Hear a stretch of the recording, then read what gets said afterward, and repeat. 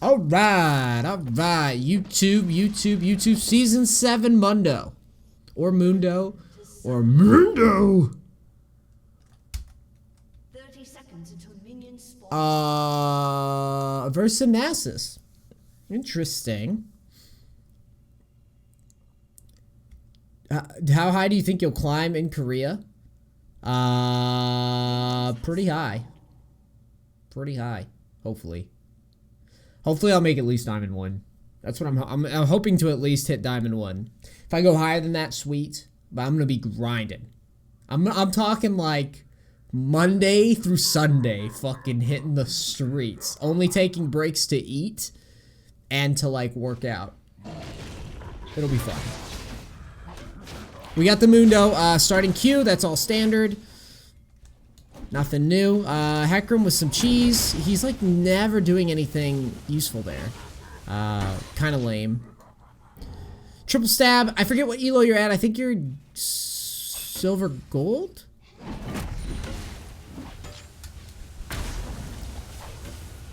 This whole thing was weird. That gank is so pointless.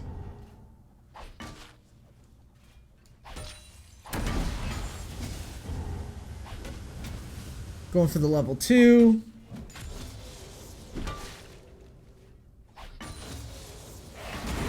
Last hits are a little sloppy. I would run a pod already if I were you. Just keep your health up. In my opinion. Your health's already too low in this lane. You really want to keep your HP up. Be very, very scary if a gank comes through.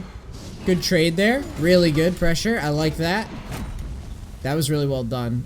This obviously means a gank's coming. Anytime someone gets low and trades into you, you always know a gank's coming. So your path, you should already be leaving because of the way he trades. It's a Nausus. He's playing defensive. He takes a bad trade and now suddenly he's cocky. Normally means that you need to start leaving because gank is coming like 9 times out of 10. So I would start backing down. And you start and then, yeah, there it is. No need to flash until he throws EQ, and if you can dodge it, you might be able to keep flash. Oh, unlucky. So let's go back into this. So, like I said, you should have already been, like, in your mind, you should know gank coming, is what you should be thinking. Me Mundo, me no gank, dude, me no. So this little move here, this is actually what costs you, in my opinion, to lose flash, is this little stutter that you make. And guys, it is that important. Escaping ganks sometimes is literally that move. Like, if you wiggle that move in or not. I think that if we had just walked straight out, we never have to give a flash up. Like, ever. Note the timing at about 3:10. Is when you should start expecting ganks as a top lane. If you don't have wards down, you're gonna get ganked a lot from most standard junglers. So about 3 minutes, 3:10, you need to be prepping mentally for that. That's when it's gonna come out. So here, that little stutter back costs us time that we could use to space out. Now he flashes. Just remember, as Mundo here, you have an opportunity to outplay him. When he flashes from this range, I want you to, and here's the cool thing about the coaching in general is that, like, there's so many different matchups that we can talk about. With Mundo, I played a lot of Mundo. What you really want to do when he flashes is you just want to Q him. The optimal way to play this is to Q him, and then you're going to be, you're obviously going to be leaving, but he just flashed. So the only thing that you have to anticipate from Jarvan here is EQ, okay? So that's it. That's all we got to anticipate with him. And in the future, when you face Jarvan, he kind of falls, for me, he falls in line as one of those champions that we can outplay, and so we don't necessarily have to flash right away. There's a chance that he sucks. That's how I always view champions like Jarvan. Same with champions like Lee Sin, champions like Nautilus.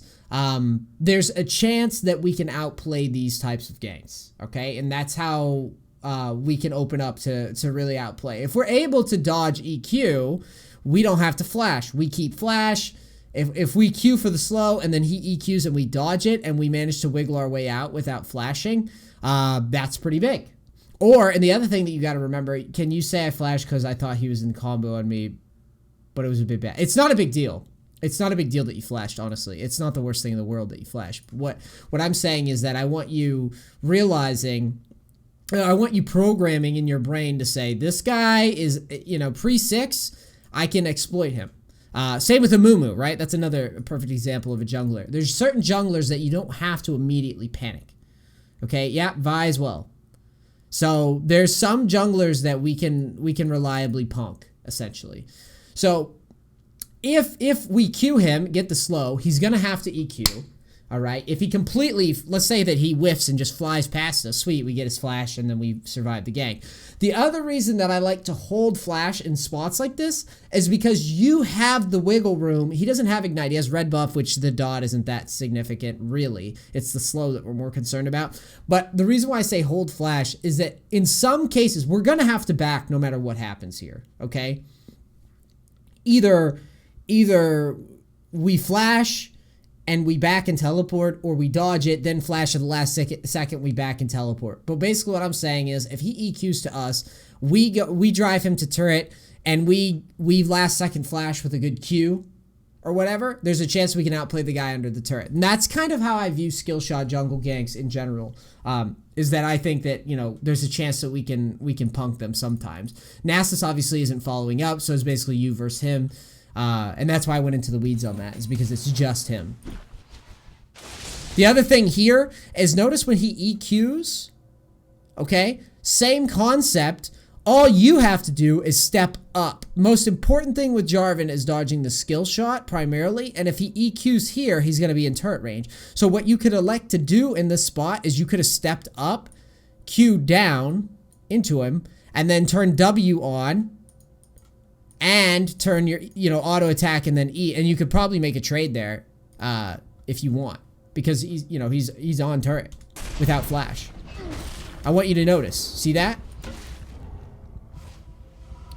So just imagine if we don't get hit by the knock up there. I think that we could totally just kill him under turret because he's just way out of line.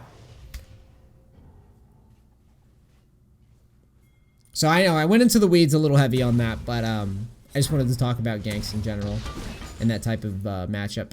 There you don't, if you want, notice how the wave is set. If you want, you can keep teleport, okay? Because the wave is 100% gonna push to you.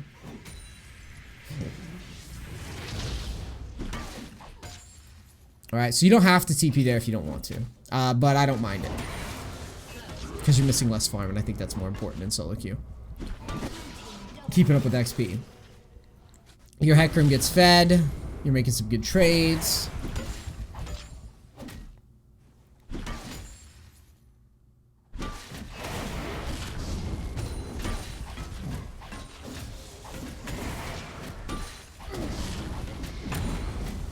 Nausus pushing into you with Doran's Ring start. That new Nausus shit, dude. Oh, penis.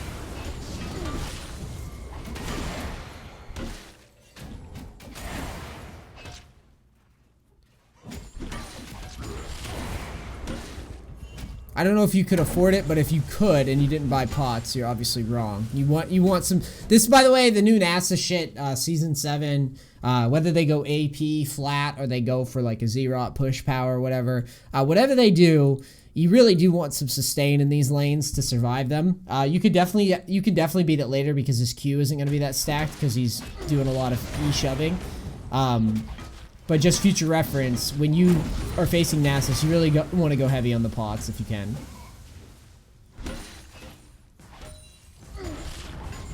Good farm though, you're doing a good job.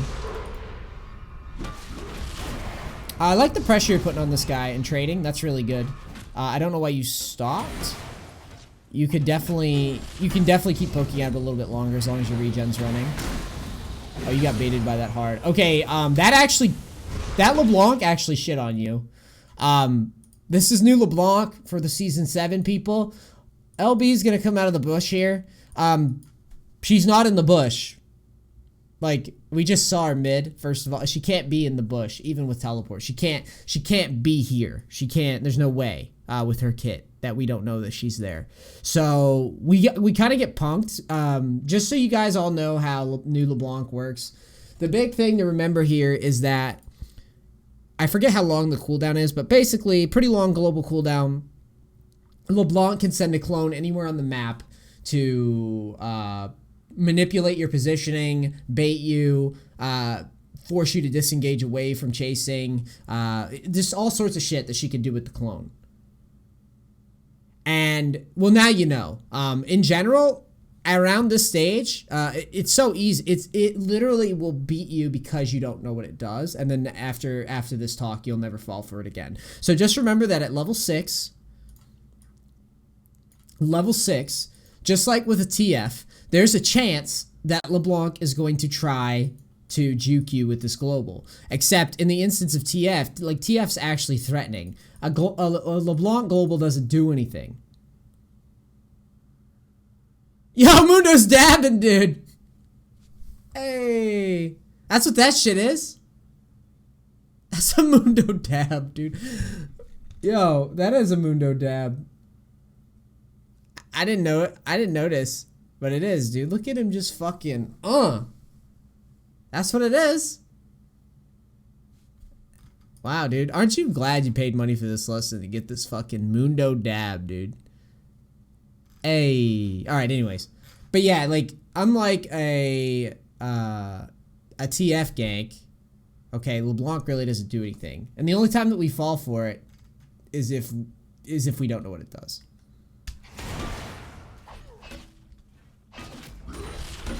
So just remember, level 6, she can drop out of the bushes here. So very simply, all you had to do was just walk away. Doesn't change anything. But you actually get juked by it because, see, this is what LeBlancs do now, is they use their clone to juke you into thinking that you're safe, basically, to go a different direction.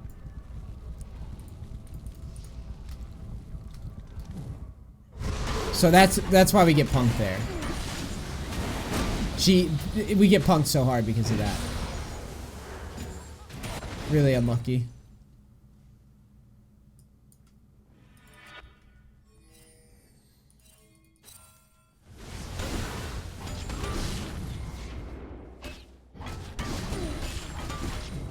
So we shove top. Nausus TPs. Pretty break-even lane phase so far. Nausus got a level lead over us. We really don't want to trade onto a level lead often unless we've landed poke, but versus Nausus is pretty tough to do. The trading and kiting with Q is very good. That's what we're aiming for. But yeah, he can totally...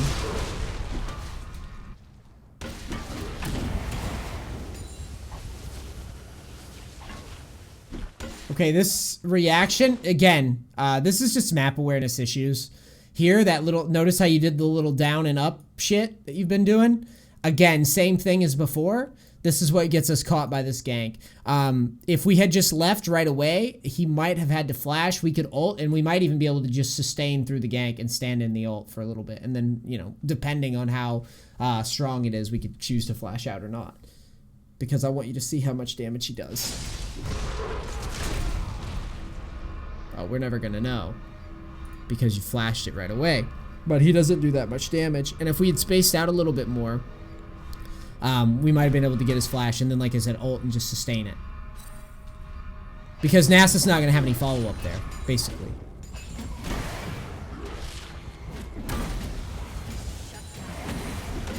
That's LeBlanc's carrying. Kind of weird farming by you.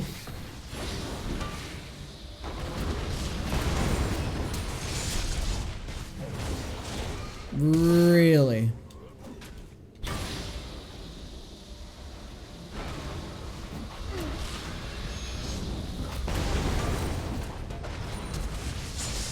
My first big conundrum here is why did that Galio hold that ult for so fucking long?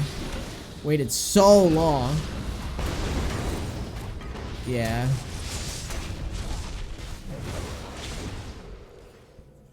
Either way, we get countered there. We kind of get baited into that. I mean, there's not much to say about that. We just kind of get baited, and Jarvan makes a good counter gank. My big issue so far is with the reactions to the ganks that are coming.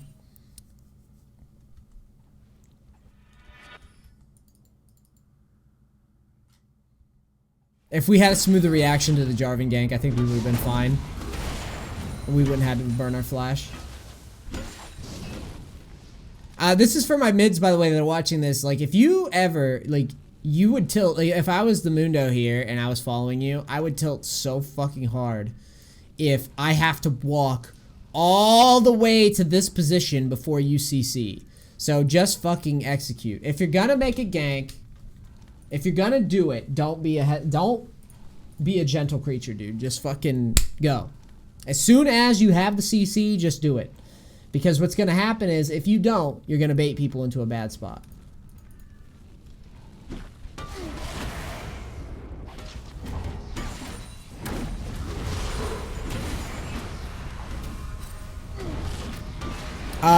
This is actually really good.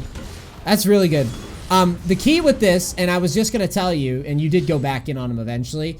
The key with this is to remember that Nausus did just ult. Okay, so you had a window where you had your ult and that he doesn't have his. So it's good that you found that spot and take advantage of the lane. Now, here you're gonna be kind of stuck top lane versus Z-Rod. He's probably parking the Z-Rod behind turret a lot, which kind of sucks for us, but it's no big deal. He's gonna teleport, and then we have to back. Why are you staying? That's horrible. So this is your first, like, this is honestly probably your biggest mistake that you made, is as soon as, I'll show you.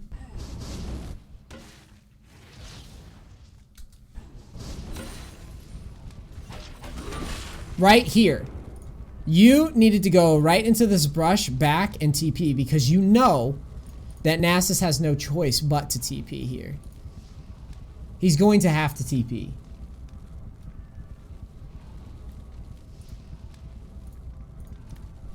So we need to back.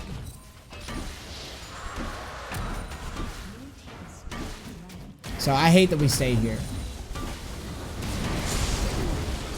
Honestly, that's all, and we die. That's completely our fault. And it was the weirdest just match. Like, in that spot, okay, you got a kill, dumbass dies to us with a level lead, okay? So, and with ganks. So the way that I view it is, okay, dumbass gets solo killed by me even though he's gotten ganked like 4 fucking times, right?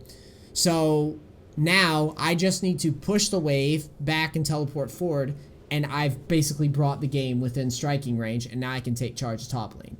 But what you do is, you get the kill, you get the lead, you push in, and then Nausus teleports, you stay, and then you just get ganked again. When you could have backed, got, you know, you could have probably built towards Spirit Visage from this point, and you'd be in a pretty good spot right now.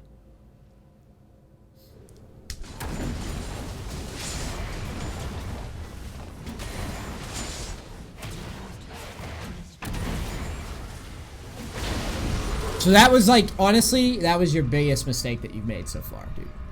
Was not backing there. That determines so much more than anything else in this game. Dying in that spot, long term, loses a lot of games. Just to be clear. If you as a top laner fuck up in that way often, which I would imagine that you do, you're losing a lot of games. So just remember, I got the kill, I pushed the turret, I pushed the wave. You don't have to worry about the zero. Like, he's going to teleport there, okay? So don't do that.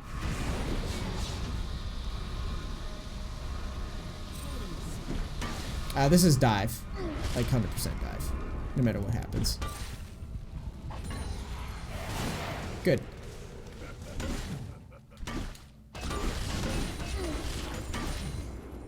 Now, the Z-Rot's gone.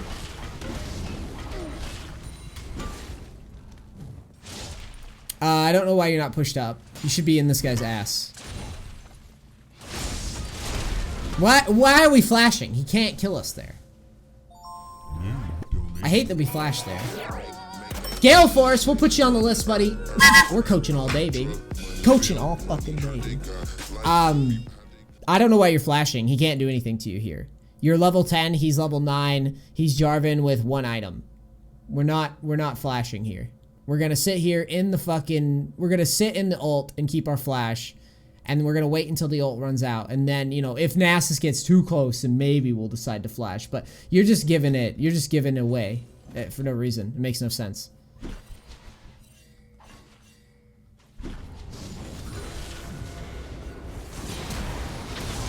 No, this dive is horrible and you need to leave now.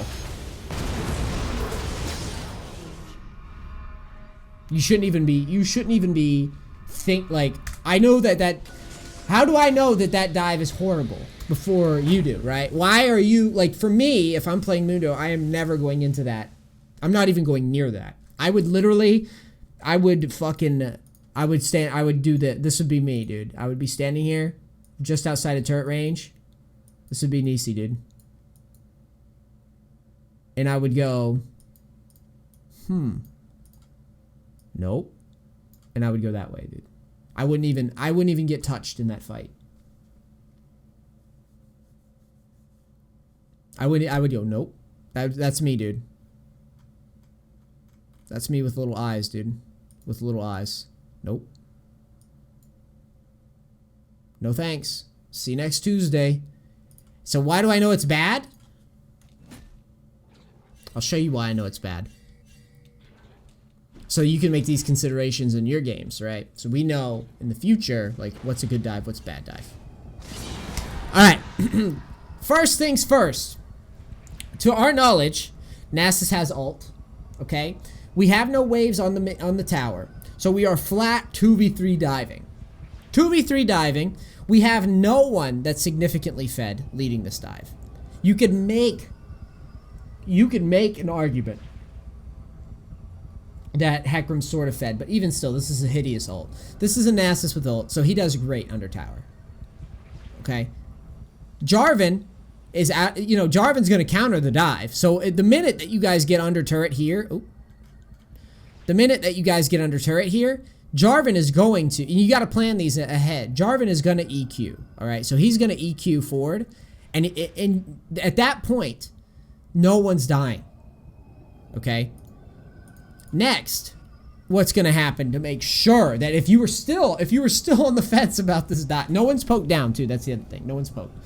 And if you were still on the fence about this dive, with the minions not being there, no one being poked down, Nausus being Nausus and just being a tanky champion anyways, that we can't just blow up like that. Nausus gonna flash the ult. Okay. He wasn't even dead. He could have just ulted and fucking stood there, and he probably would have been fine anyhow. Alright. But whatever. He flashes the ult, so Hecarim goes in, and then this, dude. This teleport? 3v3 under turret? And remember what I always say about turrets, guys. With a turret, it is now a 3v4, okay? Basically, a turret, especially like early mid-game, a turret is just an extra person that you're fighting with a lot more health. That's how I view it. So you're not going to execute a fucking 3v4 turret dive. It's a very simple system to determine whether or not it's a good idea. Is it is it a fucking 3v1 dive? Oh, that's 3v2 then, because of the turret. Yeah, that's an easy dive. Execute it, right? A 3v2 dive is essentially a 3v3 dive because of the turret, right? I probably don't want to do that. That could be thin, unless someone's poked down, right? And then it just gets worse and worse from there. But once the TP comes out, this is never going well. So you should not even be in that. You should just be like, pfft. Honestly, what you should be doing is you should just be XDing this. You should just XD this shit. X fucking D. Look at these fucking newbies. And you should laugh it off and go back to farming. Is what proper top laning would give you. Okay?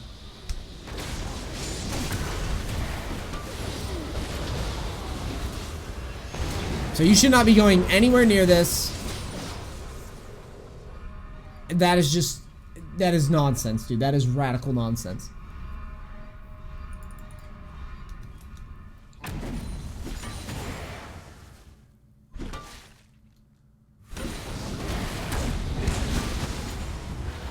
Wow, that's some serious XD.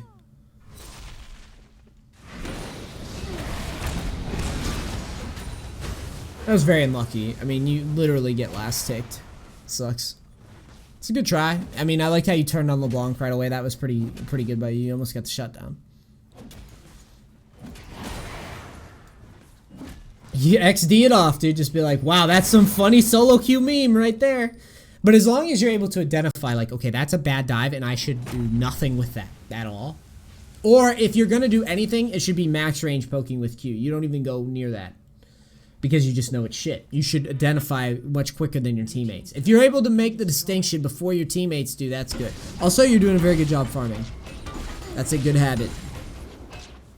Oh, you got Z-Rots too. Still good farming though, even with Z-Rots, it's good farm. I don't know why it counts Z-Rot.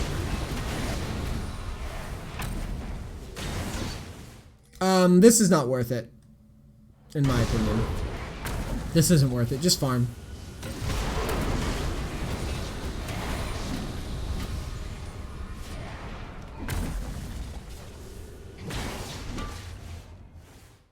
In my opinion, not worth. Let him. You gotta understand with this type of strategy, if you're gonna take a stand. If you're gonna take a stand because you don't want him to push, take a stand here. Try to keep it so that the wave doesn't crash here, so that he's exposed to ganks and he's permanently stuck here. Yeah, you might not come back. This game's pretty rough, and like I said, we made some bad calls. Like we made a bad back timing up here earlier, so the game's in a spot that it probably shouldn't not be in, anyways. But the key thing is if we keep the wave from crashing right here, if we set up a little blockade, Hecarim should have a very easy time ganking. And we could just keep the wave here.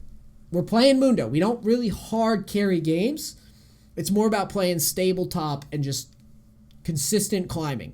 Consistent farm, consistent play, consistent climbing. That's all we're trying to do with Mundo top. All right, so your goal, park the wave right here. Allow for Hecarim to make some moves around. And then, once if Hecarim's able to get a flank, this guy's dead to rights. If not, oh well, just keep farming up with Nausus and hold him. He can't dive you. He can't do anything to you. You can hold this just indefinitely with him. All right? And in most cases, most top laners will allow you to catch back up because they don't know how to push properly. But what you do is you kind of do like, you basically tar it out. We all tar it out from time to time. You ult over to kill the Z-Rot. Just let the Z-Rot be there. Who fuck cares? He's not going anywhere. And he's not going to crash the wave because you're just going to sit in front of the turret with him. And poke at him. It's fucking Spirit Visage and Z-Rot. He's not going anywhere.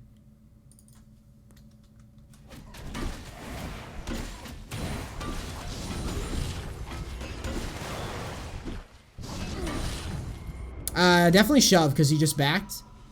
Oh, and he didn't back. He faked it. Interesting.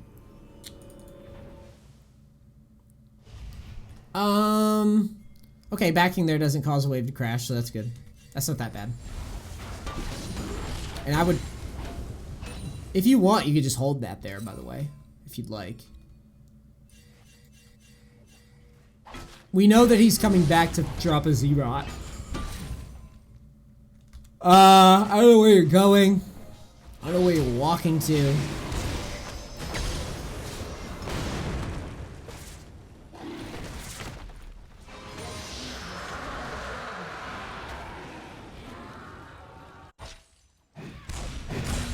In my opinion, you're better off pushing top there.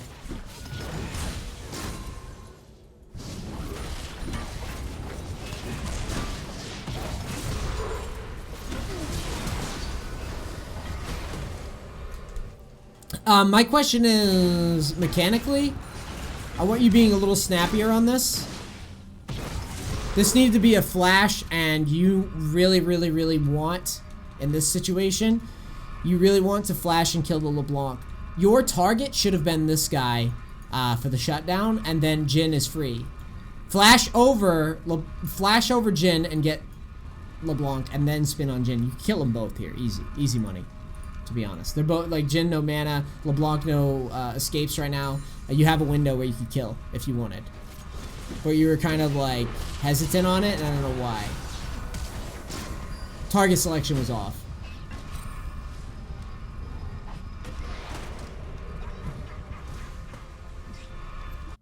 It's better to try to push out top because we're not teleporting anyways. And if we go mid like this, we're definitely going to lose tier 2 to Nausus, like 100%. It's going to happen too. So we go to hold mid. Xerot comes down. This is kind of supposed to be like my team's territory. You can't hold both. But since we're here, yeah, I want to see the flash secure.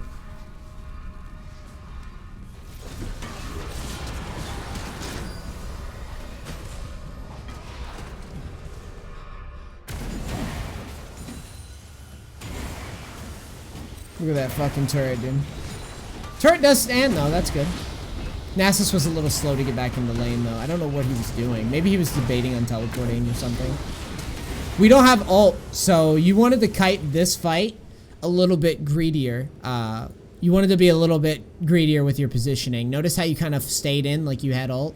In the future, if you don't, you need to program into your brain like, okay, I'm going to fuck with this guy, but I'm going to kite a little bit harder than normal and play a little bit more passively than normal for a moment. Just to use my... just to waste Nausus's time and not get myself killed. So that someone like Heckman can come up.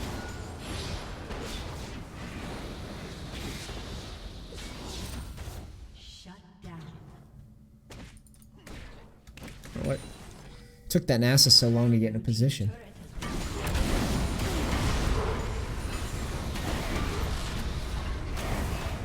I'm actually kind of impressed how well Mundo holds up.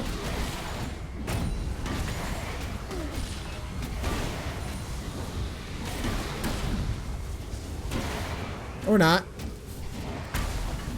So there, remember, you do have the ult advantage here, but this dude is, to be honest, he's just got a level lead over you and he's kept up in farm. Technically he's got more gold than you too because of his team. So he's got just a wait, yeah, he's got, there it is. So he's got 1700 gold. So it's a good attempt to beat him up when he is on ult cooldown, but just off of raw items here, we just can't seem to put him away, and that's problematic for us.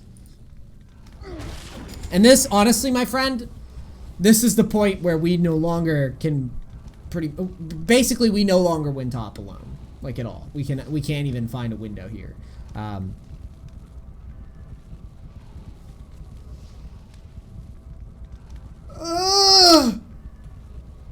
It all started, and this is probably where I should stop the replay because this is where the game is basically a coin flip at this point.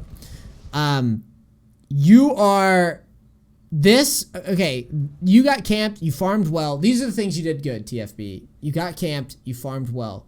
But here's the things that I would improve. First things first, you are flashing way too soon, way too fast without abusing your health pool well enough. The second one where you flashed out right away was like super duper sloppy for a top lane like Mundo player. Like Jarvan, you're a level ahead of him and you like panic flash, not good. The dive top we talked about. We talked about specifically how to manage whether or not we're going to dive. Like I said, if it was like a 1v3 dive, like a 1v basically would be a 2v3 dive, then I would say pop ult and just go and do the dive, right? That's fine. That's good habits. That'll get you good results. With like the